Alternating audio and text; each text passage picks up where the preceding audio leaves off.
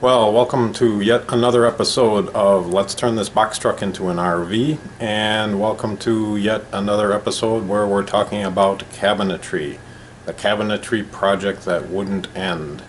So, today we're going to talk about the doors and fitting the doors and attaching hinges and latches, and I'm going to try to share some of the techniques and tricks I've developed.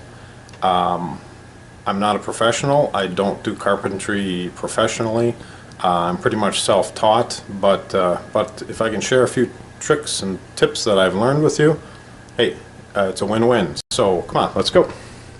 All right, we made a lot of progress yesterday. We got some of our doors mounted. This is the microwave oven cabinet, and as you can see, I've got the hinges on and I've got latches on. The hinges are attached with these little screws right now. They're silver screws. They're not the final screws. The final screws are, find one here for you, that come with the hinges are black and will look much better than these silver screws.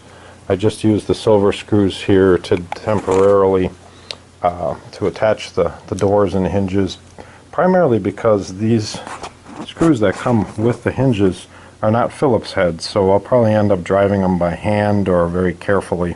I didn't want to screw up the heads by putting them in, taking them out, putting them in, taking them out, because I will take these all apart yet for final sanding and finishing.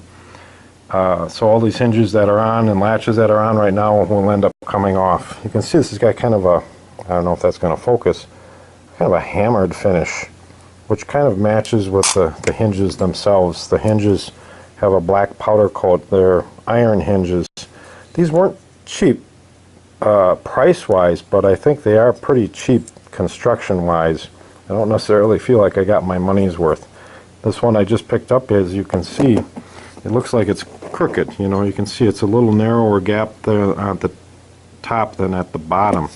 So every hinge has got its own little character. And because of that, as I'm going along here, each hinge is getting numbered as to where it goes. So when I take these off and I put them back on, they're going to get the exact same hinge going back in the exact same spot. The other thing I'm always doing is the hinges have two sides. One side has a single piece of iron that comes over and the other has two pieces of iron coming over. So for consistency, the piece that has two always goes on the frame, and the piece that has one always goes on the door. So they don't go like this, they go like this. So that way I can remember just which way they're going to go. This is important because there's basically three types of doors in cabinetry. There's what they call an overlay door, where the door comes and literally overlays the face frame. And there's what's called a half overlay, where it's kind of routed but it still overlays. And then there's what's called an inset door, and these are inset doors. With an overlay door, you get a lot of slop. Nobody's going to see if it's a little crooked. But with an inset door, you've got no room for error. You've got to get this gap just right. Too small, the door is going to bind. Too big, it's going to look like crap. If it's crooked, it's going to look like crap. You can see I've got these pretty good. When I made the doors, I made them all a little bit oversized, and then what I did is I took them to the table saw and fit each one, cut each one down, and you can see this is a little narrower gap here at the bottom and then at the top. That's not bad, but I might have taken this to the belt sander and sanded off just a little bit there to get this gap consistent all the way around. And the doors have to be flat, otherwise one side's going to stick up and one side's going to sit in. You can see this one's sticking out just a little bit here. But hey, not bad. Not bad at all. I'm pretty pleased. Now, the latches. This is really cool. I put these push-to-open latches on, and they work just great. Alright, my battery went dead. Let's try this again. So, we were talking about latches and how cool these work. Push to touch, and boom, it opens up. Hey, look at that. There's a microwave in there. So I'm going to have to raise the microwave up just a little bit because it kind of hits this latch, but that's not going to be a big deal because I've got some room at the top and just about slam this door down. So I'm going to have to figure out how to keep these doors open. And originally the plan was to use pneumatic cylinders like this. And I still might. These are the cabinets, as you remember, for above the beds. And I've got these fit as well. Pretty cool, huh? They just latch so nicely. So I was going to put these air cylinders in. I don't know if I'm going to end up doing that or not. We're going to see. The ones above the bed especially, I don't know if it's going to be worth the effort or not. These I might just, you know, open them up and access them without the fancy air cylinder. This microwave oven one, if I do use an air cylinder, I think the most I'm going to get it to open is maybe 100 degrees, 110 degrees, something like that, you know, 90 plus. And so this door is going to be sticking out in the room. You're going to smash your head on it. And the hinges do allow it to go all the way up. So I think for this door in particular, I want to figure out a way that I can get it to stay all the way open here. Some type of a latch. Not quite sure what I'm going to do there.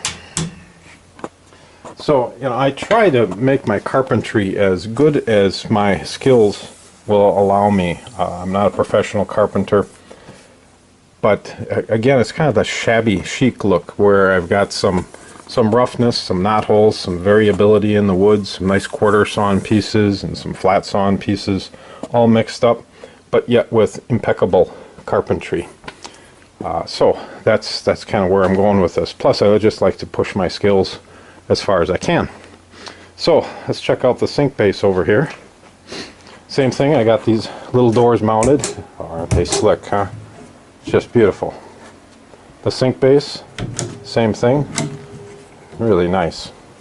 So for these latches, they've got this little peg, and the way I centered the peg on the door, or figured out where to put these two holes, was by taking the peg and putting it in here.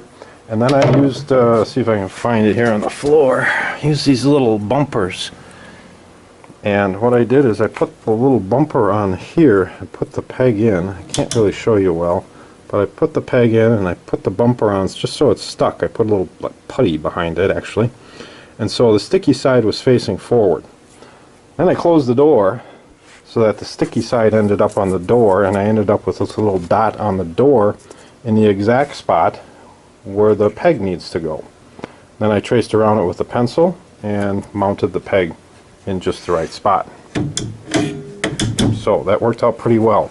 Then to mount these latches, I took a piece of oak. I probably could have used softwood as well, but I had some chunks of oak.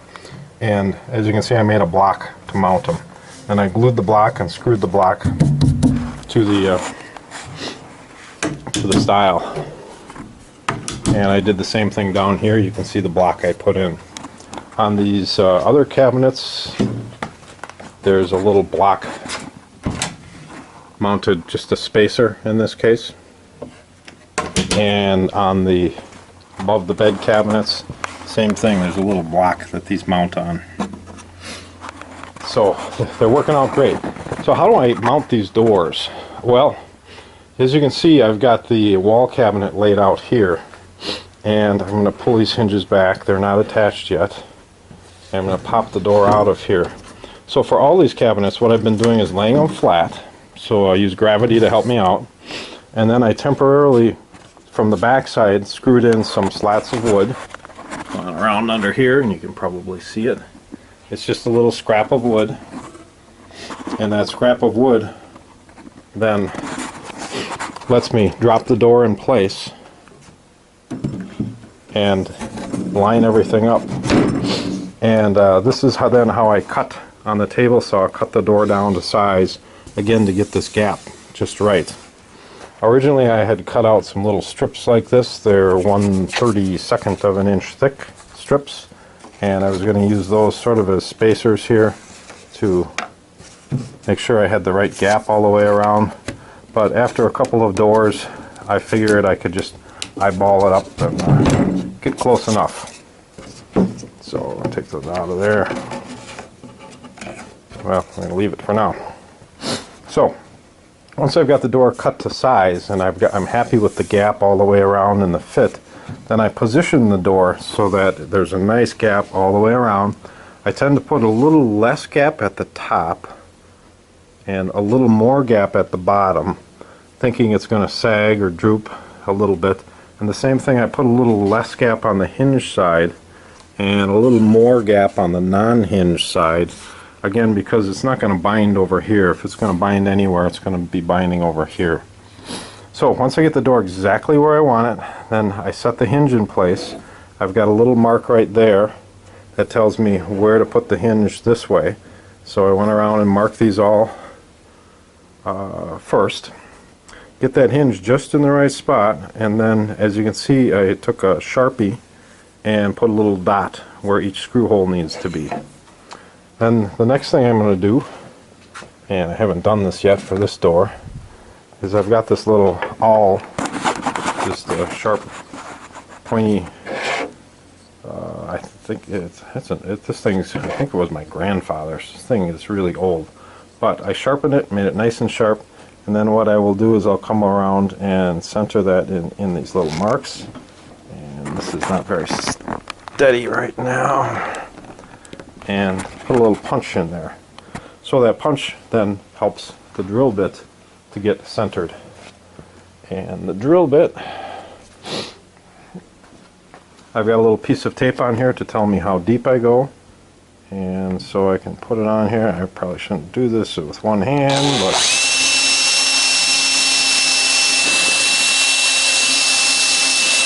so you get the idea. So I can get those holes in exactly the right spot. Again, with these inset doors and these hinges, yeah, I've got one shot. These hinges are not adjustable. Once these things are in place, it's going to be just about impossible to reposition them. So this has got to be dead nuts from the start. And so far so good. What else can I share with you? This has been working out pretty well for me. I've got all the doors mounted except for these two. These are the last ones. And I don't know how gravity is going to help me on this one, because I don't know about tipping this whole thing up on end.